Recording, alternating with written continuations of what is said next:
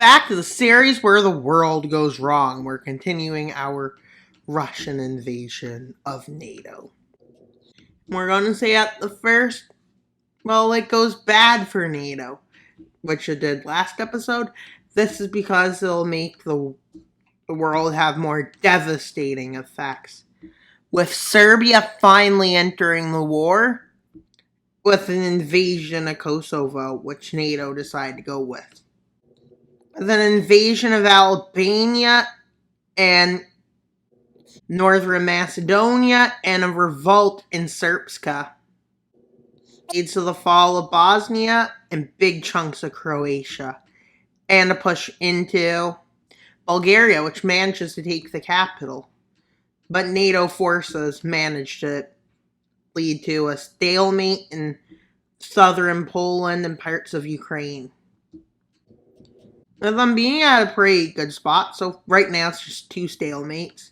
But a surprise attack on South Korea is launched by the People's Liberation Army, which goes after Korea, blaming whatever part of Korea it can in its propaganda effort to say they made them lose the last war. And they quickly take over Hong Kong and Macau. They overrun, with Taiwan and Japan quickly joining the war. But this time is different, with American forces distracted in Europe. China manages to launch a massive attack in South Korea, even taking it over, and they do the same to Taiwan. And they start to invade Japan. But Japanese resistance stops the invasion, and in fact pushes them off of their main island, but not fully back. With China wanting revenge on Vietnam. And yeah. Australia, seeing this violence as unacceptable, has declared war. And so does New Zealand, because they have to do it together, I guess. Apparently, that's always what happens in these videos. With Egypt and North Sudan, or whatever they called it, the Egyptian Sudan, declares war. And, well, one problem with that. This is a union, so they're all going to work together. With Saudi not liking Iran, does that. Israel not liking Palestine joins the opposite of their supporters. Yep, Yemen does what you would think it would do. The rest of Arabia is forced by Saudi Arabia to join a side. But Saudi Arabia's offensives have a few failures. But one thing that happens right now that's very bad is the Egyptian invasion of a different Sudan. And like, these wars may not really happen like they are, but some of these wars are just for the future to go bad. And as the future goes worse and worse, well, in this timeline, the more and more unrealistic it becomes. Like, Russia's doing much better than they physically could. But at this point, they are doing pretty good. And the world is definitely going bad in this series. With Israel managing to do this, and don't ask me what they're doing, because, well, that's not important. Definitely doesn't need to be known. With Jordan joining, and Saudi Arabia's attack happened. With Turkey thinking this will cause weakness on their front, allowing them to advance. With Iran making a counter-offensive. But the opposite happens. With them getting kicked out, and Iraq invades Kuwait again. Who knew that would happen? And with the invasion of Jordan going somewhat well, except doesn't get most of its key aspects, because Israel defends those lands, because they have nothing better to do. With Iran and Iraq and allies occupying the here in Saudi Arabia.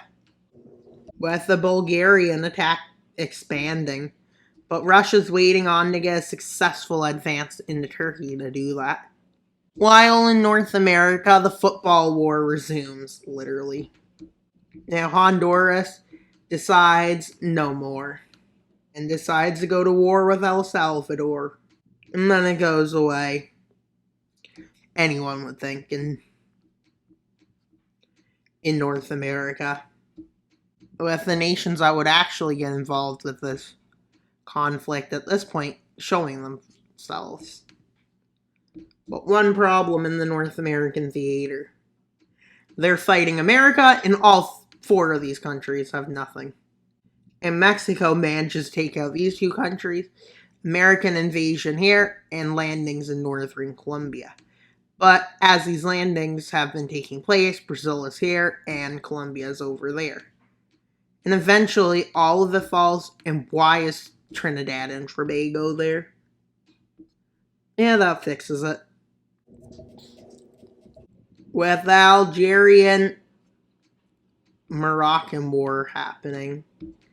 But at this point, before this area could join, that happened. But this happened because these are like allies of Russia, I guess you could say. And while the Algerian attack reaches a stalemate, with the Egyptian attack managing to take out the Sudan and move into South Sudan. With the stalemate being established here. But it gets worse. Afghanistan joins this conflict, on the side you would guess. Myanmar, Laos, Sri Lanka. But don't worry, India can join and fix this all. Or so they think they can fix it all. And I just realized I may have completely ignored a front by accident. With India's entrance to the war being due to Chinese radical expansion and additions to the war. And they managed to do this there. Managed to invade Afghanistan a bit, actually. But that's because they're India, and India's done it before as a Mughal empire. But not like they'll do it again. With the stalemate being established here, eventually China makes its attack. And it's not that well for India.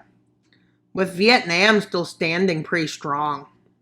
With all of them attacking here, they decide 3 attacks will be launched. 1 to take over their puppet, 1 into Kashmir, and 1 into the weird exclave. Not exclave, what's it called? A panhandle, I guess. With India struggling in this area. And when China starts advancing there, they move all the troops out of this region, which China claims is a huge victory, with their advance into Kashmir being to scare India, which it does. And its advance into their puppet manages to take the capital. This puppet falls. India manages to push them back a bit. You want to know how the attack in Vietnam went? Because I didn't do it yet. Well, they managed to take the north. And well, it worked. And they overthrew the country, basically. And that's a lot of action happening on multiple fronts today. It's leading to World War III, logically. With Hungary being pressured by NATO, being offered lots of money to actually join NATO, so that's what they do. With NATO moving their forces in, because they decide to offer them money and stuff if they decide to join their side again. Which Hungary does, but the NATO forces there having quite a bit of success launching an attack on Romania. But one problem, there wasn't enough troops, and the failure to capture parts of Serbia by those troops in the north leads to Serbia to start a small advance there, and Russia reinforces this advance. And just like that, NATO splits still. With Russia making a bit of an advance, because that was an embarrassing defeat Zagreb eventually falls, but an Italian offensive, with the help of France, manages to do this and a pushback of the Serbs in Albania. One problem, the PKK decides to join the war on the side of Russia as they declare Kurdistan independent and occupy the lands. And days after that, they join the side, with Turkey eventually reaching a stalemate, with this front not moving at all, and with many fronts just stuck, with America trying to get South America. But to make things go bad, like I was saying, Bolivia and Peru declare war on their neighbors. The Ecuador-Peru war happens again, and the Paraguay-Bolivia war. And with them knowing they need to occupy lands to hold the Brazilians back for a bit, with them managing to take this territory they lost big parts of, and they even managed to get to here. Brazilian troops started arriving, Colombians started arriving as Ecuador was about to fall. Ecuador does still fall, and Colombian forces are pushed back, Brazil forces are pushed back, and this eventually becomes the front line, as the Paraguay River just stops them, until they manage to have a successful offensive. Brazil and Colombia manages to push them out of their own territories, but no further. Hey, I just realized French Guiana should be in this war. I hope it's fighting it. Hope it's involved in the war. With both sides, with Thailand deciding Thailand and Malaysia as a threat, China starts a war here. India easily sends supplies. Supplies are sent by everyone that's fighting this war, with China calling this a major victory if it does succeed. Remember, they have troops on every front line, too. They seem to be they seem to be like Japan, the late one to join, the one who's, causing problems in Asia. And with the Philippines, they take most of the islands, except the south. And now a fight is started over who can get the control over Indonesia. With, by the way, Papua New Guinea joins the blue team. Just realized something. And then Argentina, Chile, and Uruguay joined the blue side, because they decided the biggest threat is Peru and Bolivia. But they didn't have enough, but they're still trying to, as they're mobilizing and moving forces north, they try to make advances, but this fails their attacks, and in fact, they get pushed back a bit. With it being like this, basically, with Brazilian troops moving in to secure the areas. With it only being minor attacks and minor territories being occupied, it's not that big of a deal. But as you can see, this is turning into everyone's at war. And that's pretty much all for today's video. Please like, subscribe, and comment. Wild Mapper out, but not only subscribe. Bye, guys!